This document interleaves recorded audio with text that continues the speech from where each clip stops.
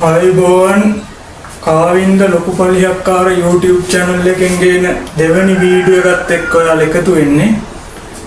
අද අපි කතා කරන්නේ ලිපිඩ ගැන. ඇත්තටම O level 10 වසර ළමයින්ගේ පළවෙනි පාඩම 10 වසර පළවෙනි පාඩමේ ලිපිඩ ගැන තියෙනවා. ඒ වගේම බයොලොජි කරන ළමයින්ගේ දෙවෙනි පාඩම ජීවයේ රසායනික හා ශෛලීය පදනම පාඩමේ ලිපිඩ ගැන තියෙනවා. ඒ හින්දා ඒ ළමයින්ට මේ වීඩියෝ ගොඩක් වැදගත් වෙයි කියලා හිතෙනවා. එහෙනම් අපි වීඩියෝ එක පටන් ගමු. හරි, අද අපි කතා කරන්නේ ලිපිඩ ගැන.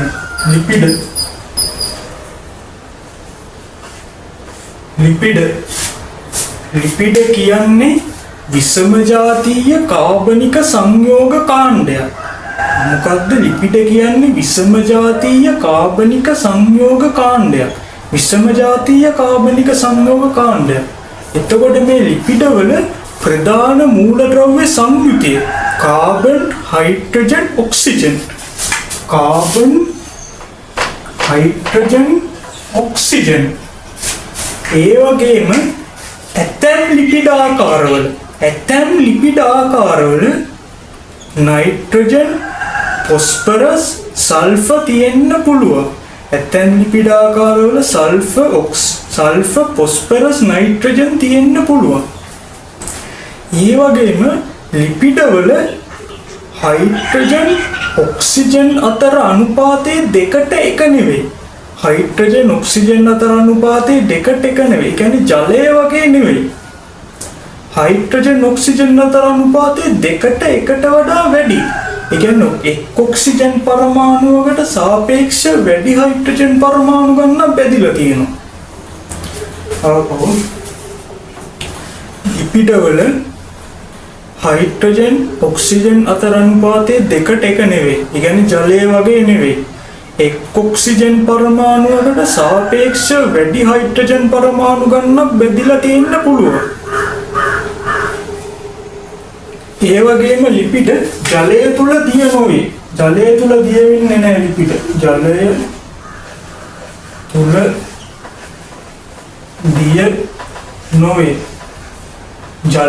දිය නොවේ. ඒ වගේම ලිපිඩ බෙන්සීන්, ඊතර් වැනි කාබනික ද්‍රාවකවල තියෙනවා. ඊතර්, බෙන්සීන් වැනි කාබනික ද්‍රාවක තුල ලිපිඩ තියෙනවා. ඒ වගේම ලිපිඩ කියන්නේ විශාල ජෛවීය අණු. ලිපිඩ කියන්නේ විශාල ජෛවීය අණු. හැබැයි මහා අණුවක් බහුව අවයවයක් නෙවෙයි. මේක වැදගත්. ලිපිඩ කියන්නේ විශාල ජෛවීය අණු.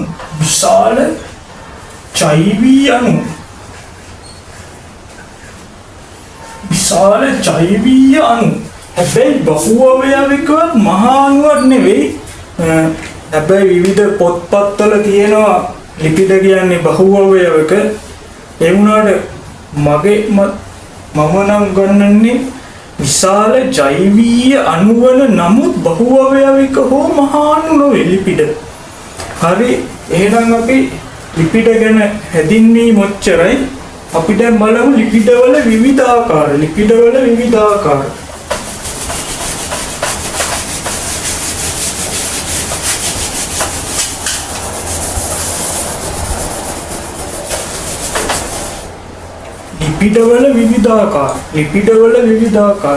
ලිපිඩ වල පළවෙනි ආකාරය තමයි මේද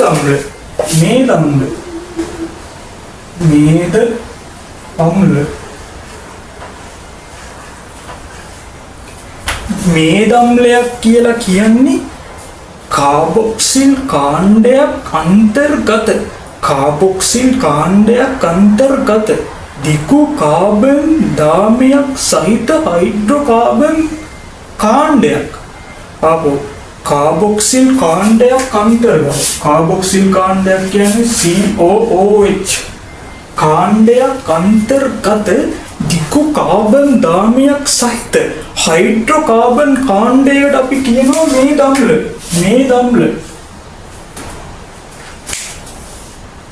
මේද අම්ලයක් ගත්තාම මේද අම්ලයක් ප්‍රධාන කොටස් දෙකකින් තමයි තැනිලා තියෙන්නේ. මේද අම්ලයක් ප්‍රධාන කොටස් දෙකකින් තැනිලා තියෙන්නේ.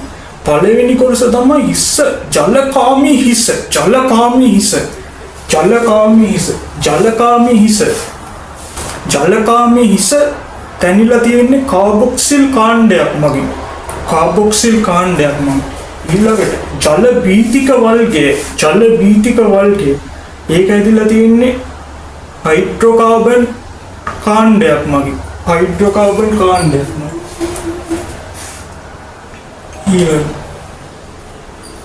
මේද අම්ල, මේද අම්ලයක් ගත්තාම ඒ හයිඩ්‍රෝකාබන් දාමයේ කියන්නේ දාමයේ ස්වභාවය මත, ඒ දාමයේ ස්වභාවය මත කොටස් දෙකකට බෙදෙනවා. පළවෙනි කොටස තමයි සංතෘප්ත මේද අම්ල. සංතෘප්ත මේද අම්ල. සංතෘප්ත මේද අම්ල. සංතෘප්ත මේද අම්ල කියන්නේ හයිඩ්‍රෝකාබන් දාමයේ කාබන් අතර ඒක බන්ධන පමණයි පිහිටන්නේ. හයිඩ්‍රෝකාබන් දාමයේ කාබන් අතර ඒක බන්ධන පමණයි පිහිටන්නේ. දිත්ත බන්ධන පිහිටන්නේ නැහැ. මෙහෙම. කොහොම C ඔක්සිජන් තියෙනවා. කොහොම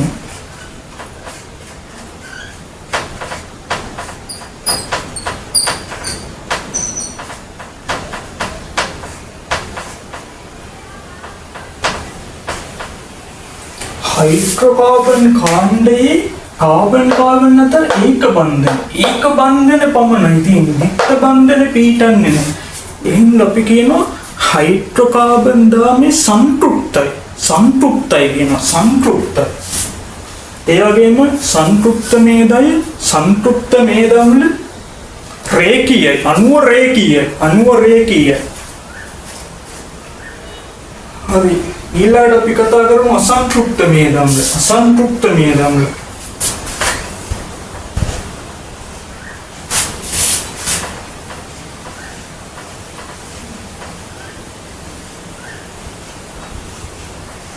අසන්තෘප්ත මේද අම්ල. අසන්තෘප්ත මේද අම්ල ගත්තාම කාබන් දාමයේ කාබන් අතර ඒක බන්ධන වලට අමතරව දිත්ත බන්ධනක් තියෙනවා. කාබන් දාමයේ කාබන් අතර ඒක බන්ධන වලට අමතරව දිත්ත බන්ධනක් තියෙනවා. ඒ වගේම අසන්තෘප්ත මේද අම්ල තියෙන්නේ නැමිලා. මෙමාණු නැමී පවතී. අසන්තෘප්ත මේද අම්ලනු නැමී පවතී. අසන්තෘප්ත මේද අම්ලනු නැමී පවතී.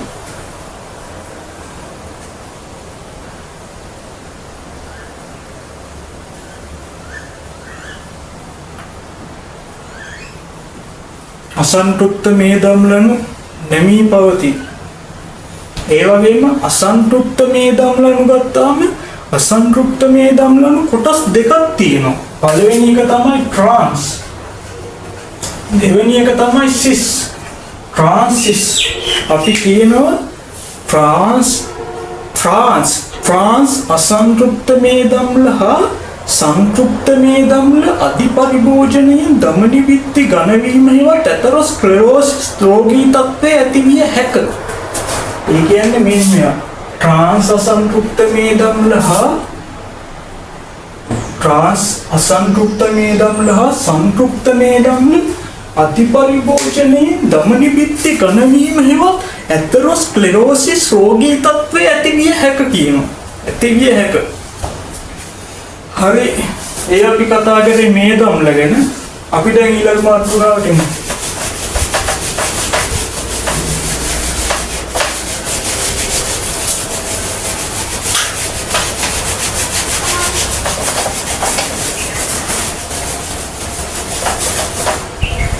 ඊළඟට ට්‍රයිග්ලිසරයිඩ්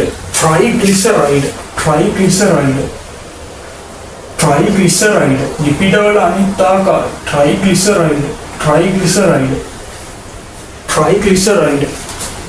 මේද අම්ල අණු දෙකක් ග්ලිසරෝල් අණුවක් සමග මේද අම්ල අණු දෙකක් ග්ලිසරෝල් අණුවක් සමග සම්බන්ධ වීම යටතේ ට්‍රයිග්ලිසරයිඩ් තැනේ. මේද අම්ල අණු දෙකක්. මේද අම්ල අණු දෙකක්. මේද අම්ල අණු දෙක ප්ලස් ග්ලිසරෝල් අණුව.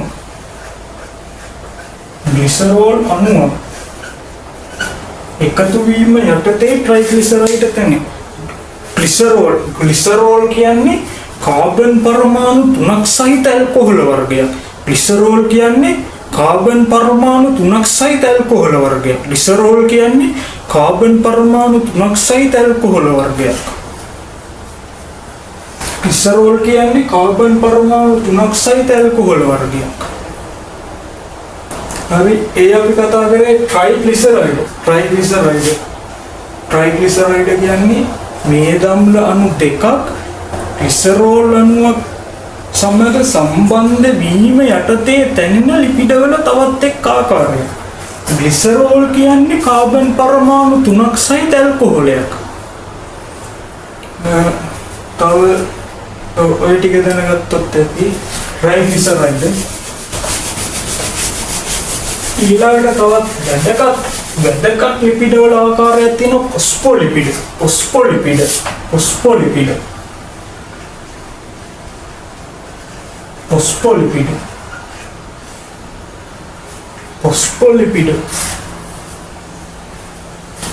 ෆොස්ෆොලිපිඩ. ෆොස්ෆොලිපිඩ කියන්නේ මේද අම්ල අණුවක් ග්ලිසරෝල් අණුවක් සමග ෆොස්ෆේට කාණ්ඩයක් සමග සම්බන්ධ වීම යටතේ තියෙන ලිපිඩවල තවත් එක් ආකාරයක්. ග්ලිසරෝල් අණුවක් සහ මේද අම්ල අණුවක් සහ ෆොස්ෆේට කාණ්ඩයක් සම්බන්ධ වීම යටතේ තියෙන ලිපිඩවල තවත් එක් වැදගත් ආකාරයක්. මේ ෆොස්ෆේට කාණ්ඩය හරි වැදගත්.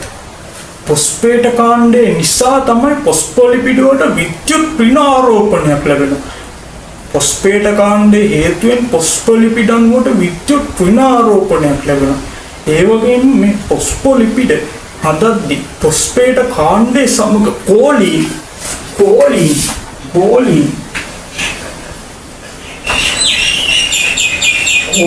වැනි අතිරේක ද්‍රවීය අණු සම්බන්ධ වෙන්න පුළුවන්. මේ කෝලීන් කියන්නේ නයිට්‍රජන්. මේ කෝලීන්ගේ නයිට්‍රජන් තියෙනවා. ඒ හින්දා ෆොස්ෆොලිපිඩ වල නයිට්‍රජන් තියෙනවා. හරි, ඒ අපි කතා කරේ ෆොස්ෆොලිපිඩ ගැන.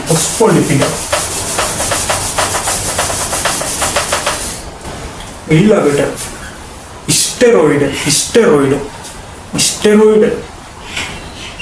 ස්ටෙරොයිඩ් කියන්නේ බහුචක්‍රීය කාබනික වලයන්ගෙන් යුක්ත මධ්‍යසාරය. චක්‍රීය කාබනික වලයන්. එහෙම චක්‍රීය කාබනික වලයන්.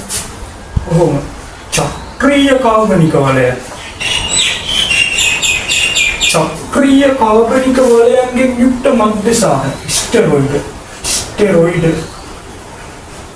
බහුචක්‍රීය කාබනික වලයන්ගෙන් යුක්ත මධ්‍යසාරය. ඒ වගේම ස්ටෙරොයිඩ් න්‍යෂ්ටිය ගත්තාම කාබනික වලයන් 4කින් යුක්ත සැකිල්ලක් තමයි නිරූපණය කරන්නේ.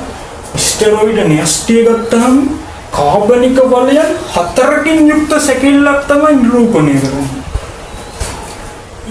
විවිධ ස්ටෙරොයිඩ් වර්ග තියෙනවා.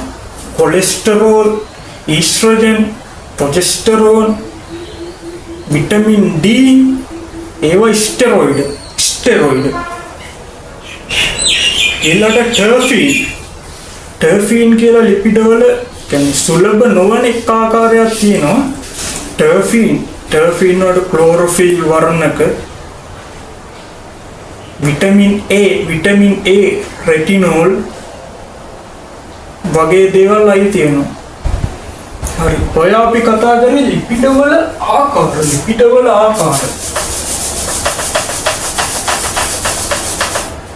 ඇත්තටම ඕලෙවල් 10 වසර සයන්ස් කරන ළමයින්ගේ මට්ටමටත් වඩා අපි කියලා දුන්නා. ඕලෙවල් සයන්ස් ළමයාගේ මට්ටමටත් එහා කියලා දුන්නා. A level biology කරන ළමයට සුදුසු වෙන්න තමයි කියලා දුන්නේ. හරි. දැන් ලිපිඩවල භාවිත ලිපිඩ ගත්තාම වැදගත්ම භාවිතය තමයි ශක්ති ප්‍රභවයක් ලෙස ආහාර සංචිත කිරීම. හරි වැදගත් භාවිතයක්. ශක්ති ප්‍රභවයක්. ලිපිඩ කියන්නේ ශක්ති ප්‍රභවයක්. ඊළඟට සෛල ප්ලාස්ම පටලයේ ව්‍යුහමය සංඝටක ලෙස භාවිතා වෙනවා. සෛල ප්ලාස්ම පටලය සෛලයක් ගත්තාම සෛලයේ පිටතින්ම තියෙන්නේ සෛල ප්ලාස්ම පටලය සත්ව සෛලයක. ඒ සත්ව සෛලයේ සෛල ප්ලාස්ම පටලයේ ව්‍යුහමය සංඝටක හදන විශේෂයෙන් ෆොස්ෆොලිපිඩ වගේ භාවිතා වෙනවා. ඊළඟ සෛල ප්ලාස්ම පටලයේ තරලමය භාවය පවත්වා ගන්න ලිපිඩ වැදගත් වෙනවා. ඊළඟට රසායනික පණිමුඩකාරකණු ලෙස දේහය පුරා පරිවහනය වෙනවා. රසායනික පණිමුඩකාරකණු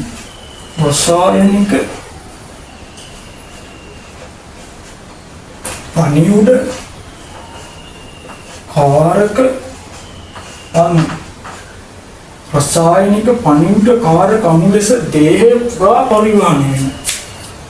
ඊළඟට වැදගත් විටමින් තනන්නත් ලිපිඩ දායක වෙනවා. වැදගත් විටමින් A, විටමින් D හදන්න ලිපිඩ වැදගත් වෙනවා. ඊළඟට ප්‍රභාසංශ්ලේෂී වර්ණක තනන්න. ක්ලෝරොෆිල් කියන්නේ ප්‍රභාසංශ්ලේෂී වර්ණකයක්. ප්‍රභාසංශ්ලේෂී වර්ණක හදන්නත් එතකොට ලිපිඩ දායක වෙනවා. ඊළඟට මේ කාන්තාරවල ඔටුවෝ ඉන්නවා. මේදොක්සිකරණයෙන් පරිවෘත්තීය ලෙස ජලය නිපදවා කාන්තාරවල වාසය කරන සතුන්ට ජලය සපයා දෙන්නත් මේ ලිපිඩ වැදගත් වෙනවා. මේදොක්සිකරණයෙන් පරිවෘත්තීය ලෙස ජලය නිපදවා කාන්තාරවල වාසය කරන සතුන්ට ඔටුවවෙනි ජලය සපයා දෙන්නත් ලිපිඩ වැදගත් වෙනවා. ඒ වගේම තල්මහ ජලද ජීවිය තල්මහට මේ උප්ලාවකතාවයේ සම්බන්ධයේ දේවල් වලදීත් ලිපිඩ වැදගත් වෙනවා. ඒ වගේම